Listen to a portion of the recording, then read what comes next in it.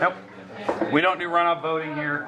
Well, that fish is still sad enough to me. You can call it whatever you want, but don't give it a complex. So. Is it dead? He's not moving. Moves. They sleep. It's crazy. They do take naps. Oh, All right. So, So section, what we're going to do today, we're in P.4. This is the last day of kind of polynomials. We'll eventually get to more stuff about polynomials, but today is kind of the last introductory stuff about it. Now, juniors, you were gone yesterday. Hopefully the testing went well for you. We took like 5 minutes for notes. It was just kind of talking about what we're going into, what you're going to see. That was it. It was kind of a study all for them. Yep. So don't feel like you missed out. If you want to watch a video, I posted that 5-minute little thing online last night, so you'll go watch what we talked about. It's not a big deal. He's moving, by the way. No, it's not a big deal. All right. So, okay. Are you going to talk about it right now anyways? Yes. 5 minutes? Okay. It'll be next time. Okay, so today, for polynomials, we need to talk about the basic operations with, I should spell it right, the basic operations with a polynomial. What I mean by the basic operations, what you need to be able to do when you walk out this door today, very effectively, is add polynomials together, which is not a problem.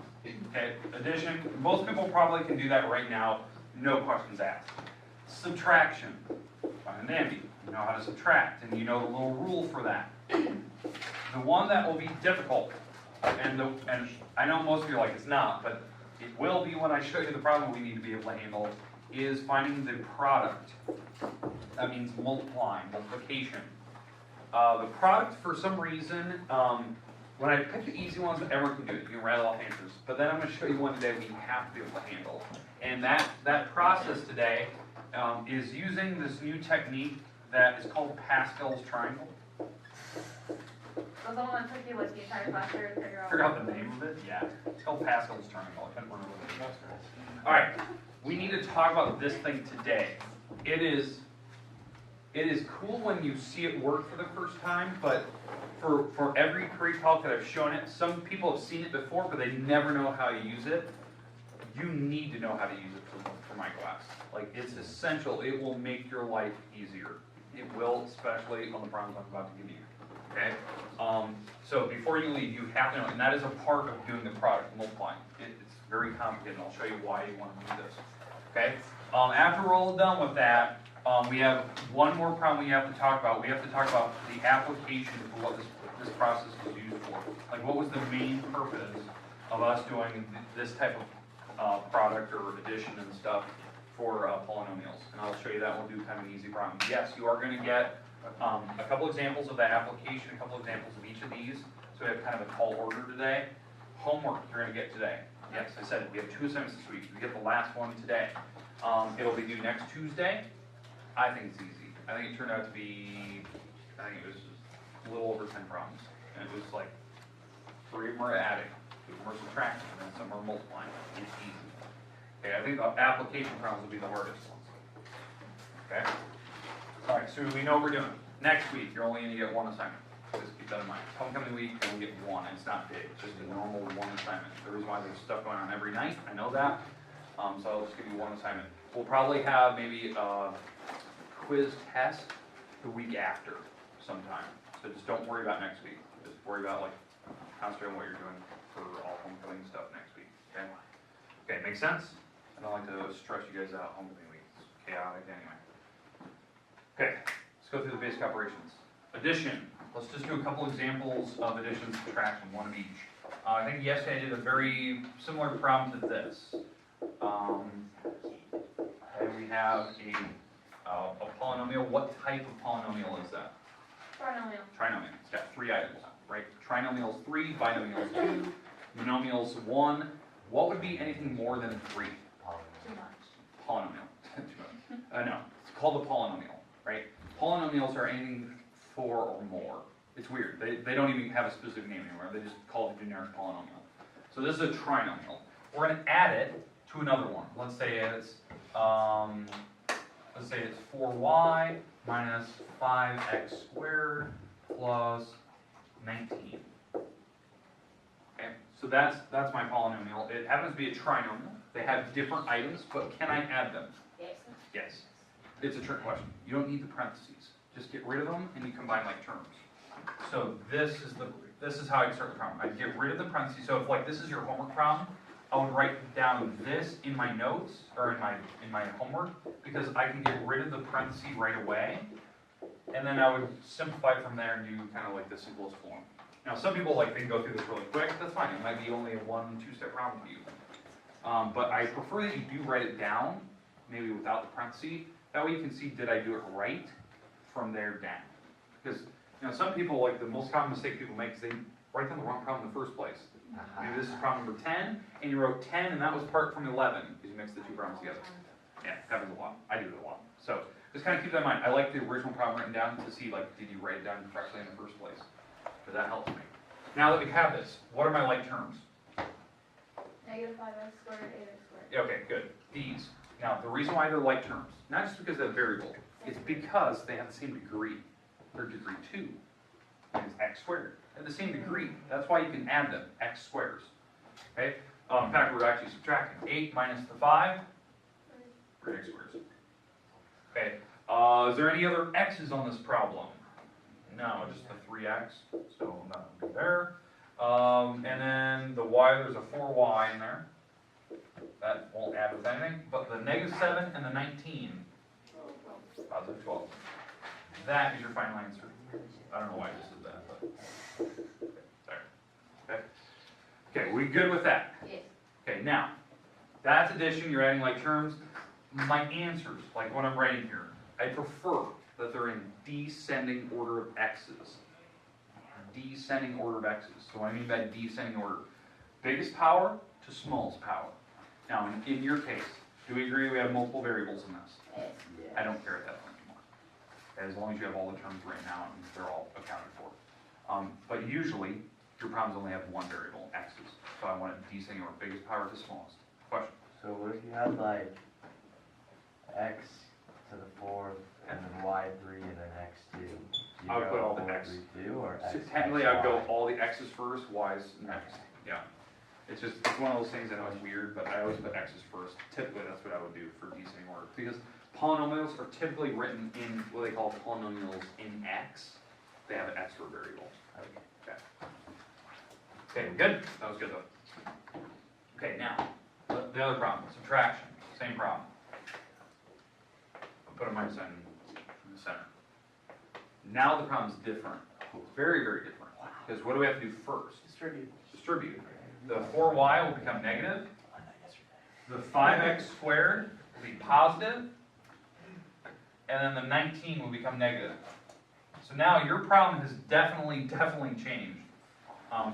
The final answer will not be this anymore. Even though it's just a simple subtraction sign, it changed the 4y, the 5x squared, and the 19 in the back. You have to distribute to everything, so keep that in mind. That's why my original problem is this. So if that was your homework problem, this is what I want to see maybe first line. Did you distribute correctly? Then you can get rid of those parentheses and go from there.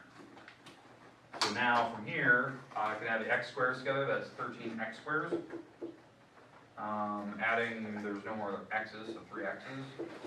There's the 4y, which is negative now, and the negative 19 and the negative 7 make negative 26. Okay. Questions? Comments? Okay, perfect. I'm betting on probably all of you could have handled that very easily. I have every confidence in that. The problem that I'm going to have is when we go to multiplying.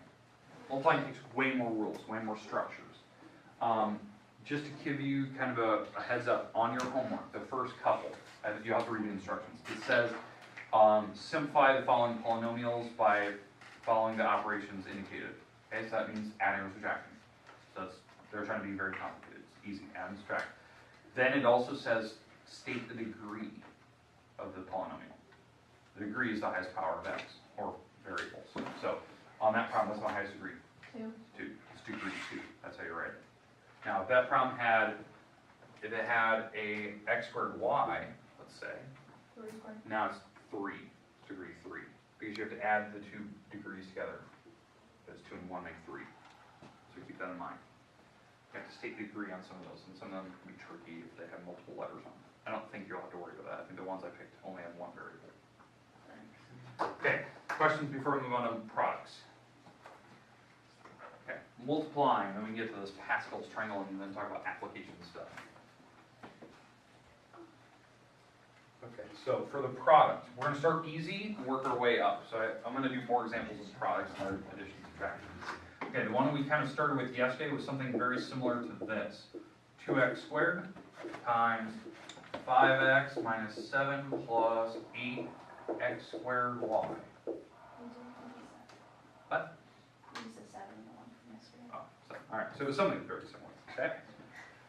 All right, this is a product. We're multiplying. Now, the items that are in question, the item on the outside, this is a polynomial. What type? Monomial. Yep, monomial or monomial, however you want to say it. It's single. The item in here is a trinomial. You have to multiply everything. So you're going to have to actually what we call distribute the item through. I know it is called multiplication, but it's just distribution. You're going to hand it out, distribute. Okay? When you do that, you have to follow one simple rule. You have to follow the laws of exponents. I mean, that's the one thing that people will mess up on. Forgetting the basic laws that we spent like 3 or 4 days working on. I know it seems stupid and seems easy. People will mess it up. They'll forget what the powers are because they'll start multiplying powers and they'll get all these laws of exponents incorrect. So just make sure of that. Okay? So when we do this, you're going to take the 2x squared times the 5x. Well, how you do that, you actually just multiply the 2 times 5. And then the x's, I don't know, I can't multiply x's, they're unknowns. So you just add them in the back. Because you just tack them in the back, there's 3. 2 times the negative 7 is negative 14. And that, if we have the x squared, we just throw that in the back so I don't actually know what it is. And then 2 times the 8 is 16. And then I just throw all the letters in the back. There's going to be 4 x's and a y. That's your answer.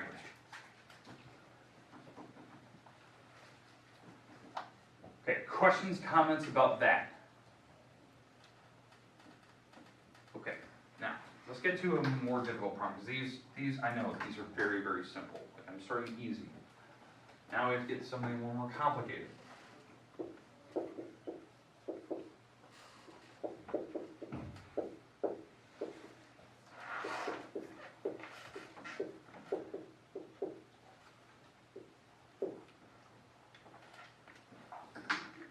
So now, there's still a product, right? We're still multiplying.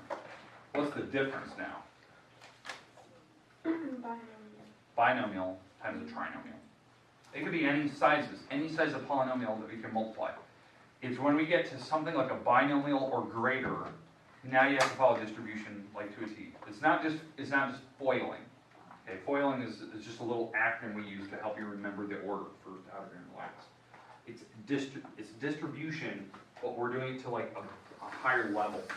Okay, so you're actually, how I always remember this, I'm going to color code. You're taking this first item times everything back here. One at a time. Once you're done with that, you've taken that 8 times everything in the back. Then you're going to work with the 4 and take that times everything in the back. Make sense? I'm going to give you 2 minutes. Do this one by yourself right now. 2 minutes.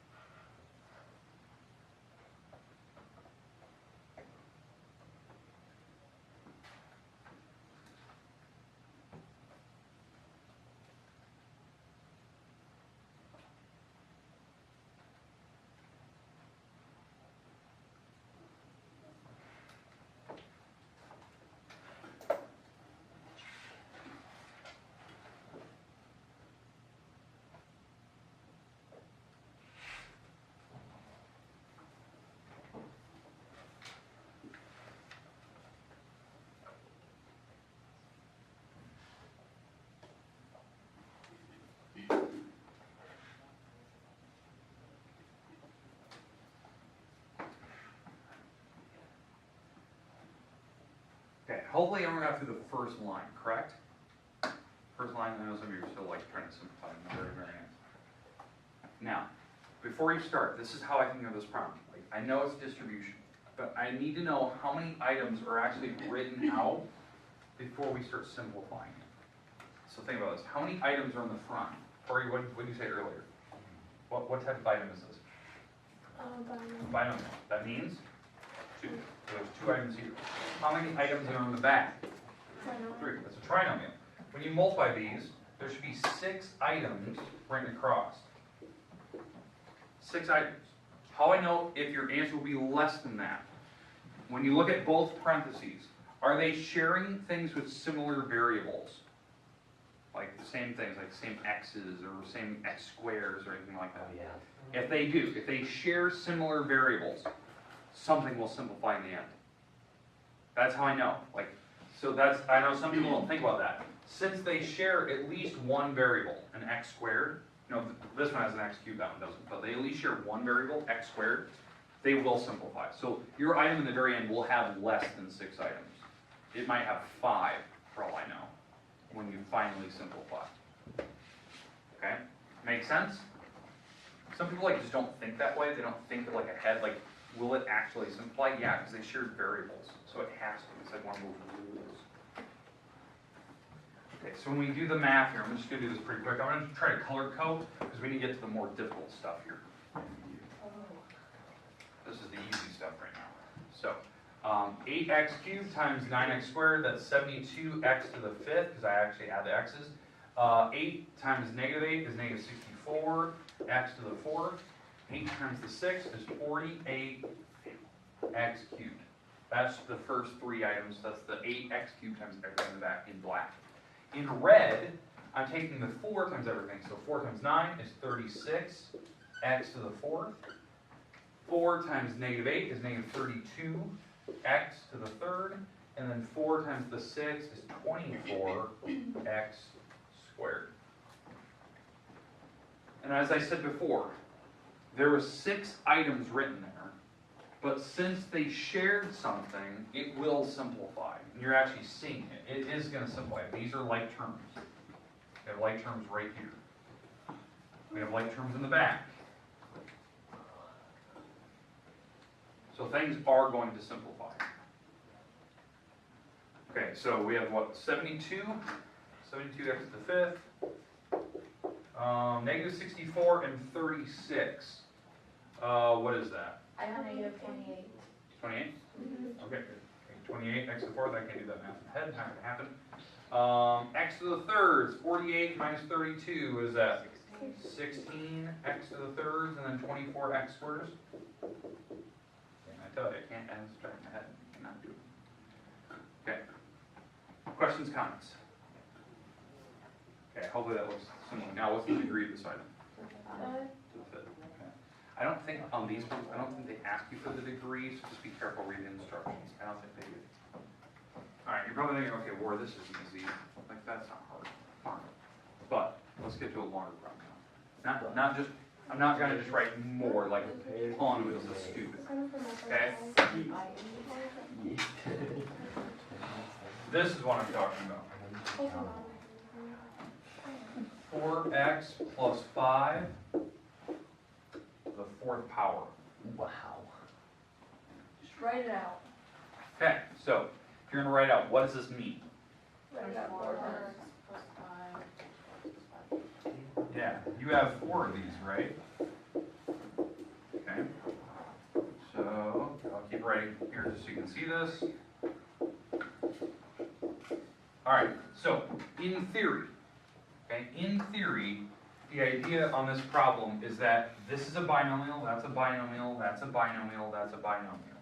So to know what the final, or the first result's going to be, is that when you multiply these numbers together, there's 2 items, 2 items, 2 items, 2 items. That's 2 times 2, which is 4. Then we're going to take it times 2, and then times 2 again, right? Combine these. And then these combine to make 8. And then I take it times 2, and so these will combine eventually to make, there should be 16 items across, then you should be able to simplify.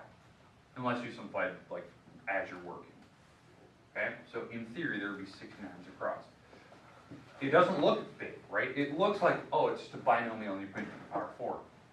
That's a lot of items to keep track of. And especially when you start multiplying, these numbers get big, like crazy big. Okay, don't get me wrong, like Nicole even said it, like just write it out and do it. Fine. You could write that out and actually work on that all the way down and you get the right answer, I have no doubt in my mind. It would just take you an insanely long time. There's a shortcut. There is a shortcut for these. It works when you have items that are binomials. Okay, I'm gonna try it maybe this weekend, try to figure out a way that I can teach you a shortcut for trinomials. We don't have the set rule. I'll try to come up with something that makes sense to you for it. But for a binomial, if you have a binomial and it has a certain power, usually like it's power greater than 3. 3s usually people multiply it out and it works. But 4s or bigger, like as you can tell, this takes forever. 16 items. So here's your shortcut. This is called Pascal's triangle. It's a way of getting your final answer in a matter of like 3 steps without actually having to do any crazy mathematics. And it just works. It's so weird. Okay? Alright. So I'd like you to write this triangle out. It's more of a pyramid, really. So it starts with the number 1 on the top. Then below that, you make a triangle, so it's going to be 1 and 1. Okay? And below that, you make another row. But when you do this, 1s are on the outside, and then to find the number in here, because there should be 3 numbers, since it was 2, now there's 3, you add these 2 numbers together to make the number in the middle. So what's the middle number? 2. Okay, makes sense? Like how the triangle works? And then to go to the next row, there should be 4 numbers here. Because this one had 3, so this one will have 4. The 1s are on the outside, but to make these middle numbers, guess what you do? 3. Yeah, you add these together to make 3. You add these together to make 3. So now there's 4 numbers across. Okay? And now let's do one more row. And I'll explain like what this is. Okay? So again, we have 1. Walk me across. 4. 6. 4. 1. Okay, makes sense. And we can keep going as long as you want. Again, this is called Pascal's triangle.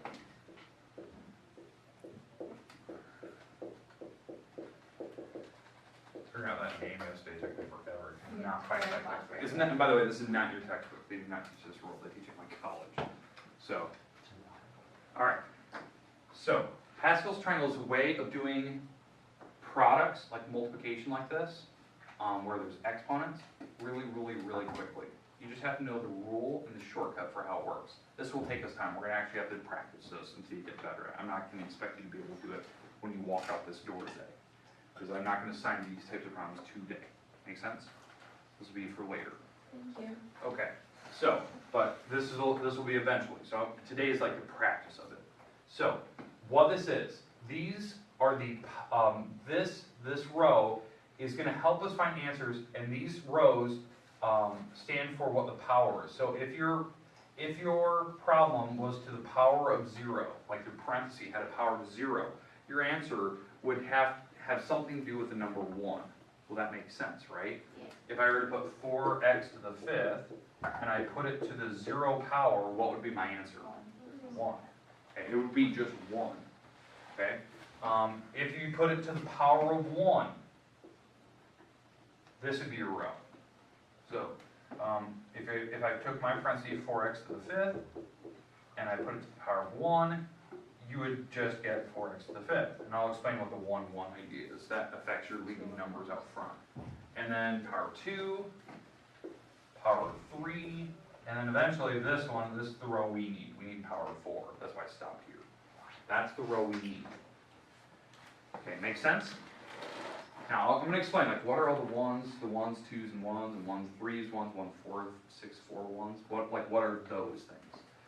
I'm going to show you how to do it for R's, so that hopefully it makes sense to you. It's basically, here's how I want you to think of it. It's counting up and down. Okay? That's what we're going to be doing here. We're counting ups and downs. Everyone knows how to count. So, here's how it works. For the first item, so we're on the power of 4. Okay, we're on the power of 4. I would like you to write these numbers down. 1, 4, 6, 4, and 1. These are going to be the numbers, and I would like you to spread them out a little bit. Okay, this is my row. Now, behind it, there's going to be certain things behind these. That's what you need to think about. There's going to be things behind them, and we're going to be adding these all together. That's what the 1s, 4s, 6s, 4s, and 1s are. They're being multiplied on certain things. Okay, we good so far? Okay, now this is how it works, and hopefully this makes sense to you. To get the items, we're using these two pieces. That's all we're doing. We're using the 4x and the 5 the entire time. Make sense? Okay? And this is where I'm telling you, we're going to be counting ups and downs. So, take the first item, that's the 4x, right? The 4x will be in here, okay? And on this thing, you're going to put a power of 4, because that was the biggest power, right? And behind it, you're going to put the 5, and you're going to put the smallest power. Well, what was the smallest power in my chart? 0. 0. You're going to put a 0 on it. That, what you're looking at here, this is going to be your first answer. When you write out all 16 items, that'll be the first thing, and it'll be actually the answer for the beginning and the final answer. So, what's 5 to the 0? 1. 1. Okay, so that's a 1, so I don't really need to worry about that. Times 4 to the 4th power. 4 times 4 times 4 times 4. 256. 256. X to the 4th. Because how I did that, I put the 4 on both of these items. Does that make sense now? And we took all that mess times the number 1 out front. So when I multiply this out, this is your final answer for like the final answer. It'll be 256 x to the 4th. That'll be the first item in the front. Make sense? Now, as we go down to the next rungs, all we're going to do is we're going to keep writing the 4x and the 5 in each one of these. The powers on the 4x are going to be counting down. The powers on the 5 are going to be counting up. That's all we do. And it will give us the final answer in the very end. Yeah? So, let's go to the next one. So, following that rule I just told you. So, if this was 4x to the 4th, what will be the next one? 4x to the 3rd. And now the 5 will go up in power. So now it's 5 to the 1st power. And we'll do that math. So 4x to the 3rd. So that's 4 times 4 times 4. That's 64. When I put the power 3 on this. So that's 64 x to the 3rd times 5 to the 1st is 5. And then we have to take it times the 4 that was out front. So that's 20 times 64. So if I do 20 times 64, that's a 0. Carry the 2, that's an 8, and a 12. So it's 1280 x to the 3rd. So let me double check on it. 64 times 20. Okay. We good so far? Now, when we go to the next rung, guess what happens again? What happens to the 4x? Goes down. So now this is 4x squared. And the 5 will become 5 squared. Because the powers of 4x's are counting down, the powers of 5's are counting up. That's how it's working. So now, this next rung, this is 6 times 16x squared times 25.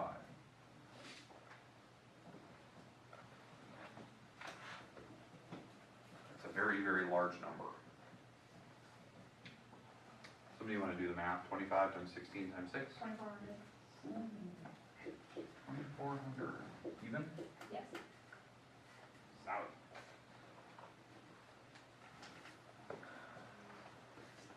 Okay. Going to the next rung. So now, what happens to the 4x? Goes down to 1. The 5 now becomes a 3 for a power. It's coming up. So the next one will be 4 times 4x times 125. That's 5 to the 3rd. Ooh, that's times plus. So 8 times 125. 8 times that is a 0. Carry a 4. It's 16. That's a 0. Carry a 2. Oh wait, that's 16. What am I doing? Oh my god. It's 2,000? Yeah. I don't want to do all that math. I was going to get closer. Alright. Alright, and the last one. So we're back to green again. So now the 4x has now become a 0, and the 5 has now become a 4. So I think 5 to the 4th power, I think that's 625. Or is it 525? It's this one. Thank you. And then times 1. And then times 1. So that's 625. This should be my final answer. That. Without having to actually multiply it out. Now, to prove my point, I'm going to show you a little thing. We can go online, we can check our answers. Okay, it's called Wolfram Alpha. One of the greatest products ever used. So, I would like you to take out your Chromebook, please, if you have. If you don't, buddy up with somebody that does.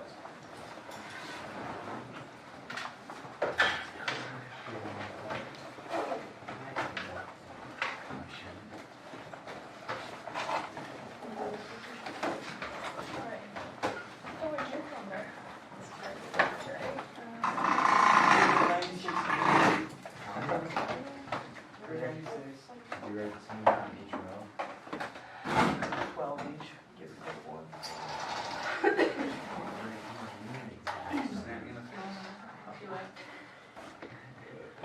You gotta count the units. Alright. Okay. So we're going to pull up Wolfram Alpha here. We're going to type in that problem, and I'm going to show you how to type in Wolfram Alpha so you can double check your answers online. Yes, you can use it at any point you want. It will not hurt my feelings. I know you guys have brilliant websites you can type in math problems and it'll help you solve them and stuff. That's great. I would love those things so I can add them to the website. Because some people have really great websites that can actually help you do math problems. So if you have those, because I know some of you used them last year and stuff, I love those. Let me know those. I'm going to add them to the website so you have links to go do that. Okay? Because I don't know what the other ones were. Somebody had some cool ones you could type in homework problems in last year. It wasn't Wolfram Alpha. So. Okay, so. Let's open up. I don't know if I have a web browser open. There it is. Alright, so we had CNN open. Alright, so. Okay. So, for this, we're going to go to wolframalpha.com. Now, if you want to get there, go to my website. There's a link on the pre-calc stuff. Okay, in Wolfram, it looks like a search engine. Remember, this is not a search engine. It is a huge super calculator like encyclopedia. It's actually powered by Mathematica, like a Microsoft product, which is one of the most intense supercomputers of all time. It can do some serious calculations.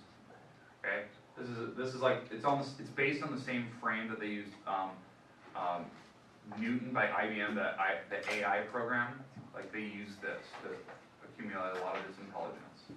Okay, but you can type in math problems. Like you can type in a parenthesis, put in like the 4x plus 5, close the parenthesis, and then we can put it to the power of 2. We even had it there. So if you click it, power 2, you put a little caret 2. It can actually do the math, and it will actually simplify all the answers for you, and it can actually do a ton of work. Now, that was to the power of 2, right? What was our power? 4. I'm going to put power 4 in there, and it will actually calculate and simplify this crazy thing out. Where? That's what we got, right? Yeah. The reason I do this is to prove answers are correct, and this will help. Oh my God. There is a demon in your I room. told you it does that. It tried to kill me one time. In fact, it swung off the pole and put a huge dent in my marker board. You can actually see where it hit. It nearly decapitated me that day. Because it came off the wall and swung it. Do you have a video of it? No, that was before I was recording. You know, ours. It happened in Bunker too. Bunker had the same thing happen. Killed him too. Alright, but anyways, wolframalpha.com. If you guys have any other great websites you can use that you can type in math problems that'll help you solve them, let me know. I'll tag them on the website. I want you to use this every now and then. Like, I know like some of you are like, Ward, you're telling me how to do some of my homework problems. No, I'm telling you how to be smarter and check your answers to see if you're doing it right. Like, this is a great website. It's a huge calculator. It's free. It's even better. Now, they do have apps for the App Store. They cost money. It's like $2.99. I bought it, it's awesome. Whatever. Okay. In fact, I'll even link the apps in the App Store on my website tonight when you check out Friday stuff. So if you want to go look and see how much it is, you can. It does not take membership stuff. You can go the pro route. I don't need to do that. I'm a teacher. I probably should. All right. But anyways, that's awesome. Does everyone feel better with that, the Pascal's triangle idea? Yes. Now, I don't expect you to be able to do that tonight. We will practice that more on Monday. Make sense? Okay, here's your homework today. I believe it is 10 problems. 10. Okay, you ready? Here it is. Let's do next Tuesday. Now, we will add more to this later. Okay? That'll be probably the part for next week. All right, so here it is. It's page, not page 10, page 53. Numbers 10, 14, 17, 30, 42, 70, 76, 78, 82, 86. It's 10 problems. We'll add more next week, and that'll be your one assignment you get next week. Make sense? Monday, we're going to practice this Pascal's triangle more and more and more. If I can this weekend, if I can come up with a shortcut that I can teach you that's easy for you guys to wrap your head around, I'll try to teach you for trinomials. You should just invent some sort of math principle. I was at one point writing theorems that would help you find roots for a quadratic coordinate function of fourth root. It worked. The problem is it was using another theorem and to actually help me with it, and I would have to give dual credit rights to the author of the original one. I was doing that at Ventura. That was 6-7 years ago. I was doing one, and I never ended up finishing it because it worked, and it was one of those things. It was like more work than just trying to publish it. So because I would have to get rights from the other ones, and it wouldn't have been anything like like it wouldn't have been a new thing in general. It would have been just kind of, so I would have probably been accused of just robbing somebody else of some of the other theorem. So I'm taking credit for it. So I never did end up finishing it, but it worked. I mean, the process I had worked. You should try again. Make your own. What are you doing? You should have a class devoted to forming theorems. So, all right. Instead of calling it pre-calc, let's call it theorem class. All right. Website tonight, check it out if you haven't. Juniors, if you were gone yesterday, you can go on my website, go to daily lessons, do the drop-down menu, click pre-calc, you can watch videos. Even on the main page, you can scroll down and see what we did yesterday. That will be updated tonight though. It'll say Fridays now, not Thursdays. So you go to the daily lessons, it'll show you every year. So, homework will be there. I'll link Wolfram on there. If you guys have any other great websites you used last year, what is it? CYMATH. There you go. See, I'll link that. That'll be on my website too. Is that, you can type in math problems to help you solve. Perfect. I'll put that on the website too, because those are great things to help you. Like I want to give you those things later. Yeah, that's blocked. I know some people are like, that's cheating. I don't think it's helpful. Oh, It does help. yeah, I do have Only that. Wait, what's up? What are Hey, you? that's SciMath. Like CYMath. I like the name. What is like the real question you had me? I'm calling right by one touchdown. What are they doing like that? I was scared for a second. I don't know. I went on the protein things. And I don't know how that was. Let's just try. I was going to think about